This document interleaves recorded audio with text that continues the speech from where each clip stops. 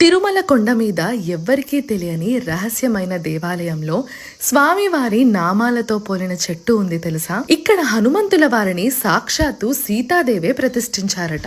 చుట్టూ అడవి మధ్యలో ఉన్న ప్రశాంతమైన ఆంజనేయ స్వామి ఆలయం వానర సేననే మనం చూడొచ్చు. ఈ 3 నామాల చెట్టు సంపంగి చెట్టు. ఈ పూలతోనే హనుమంతుల వారికి అర్చన చేస్తారు. ఈ ప్రదేశంలో సాక్షాత్తు సీతారామ లక్ష్మణులు సుగ్రీవులు నడయాడారు అని స్థల పురాణం చెబుతుంది. తిరుమలకి వచ్చే చాలా మందికి ఈ గుడి గురించి తెలియదండి.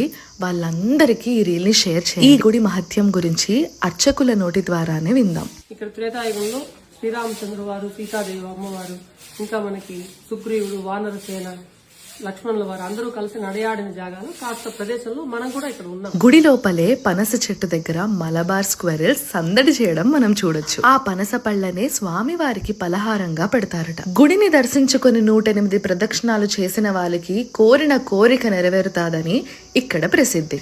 ఎక్కువగా ఈ గుడి ధ్యానానికి ప్రసిద్ధం. అభయాంజనేయ స్వామి గుడి శిలాతోరణం నుండి శ్రీవారి పాదాలు వెళ్లే దారిలో జంక్షన్ దగ్గర ధర్మగిరి అని ఆరో మార్క్ వేసి ఉంటుంది. అక్కడుంటుంది ఈ టెంపుల్. ఈసారి తిరుమల వెళ్ళినప్పుడు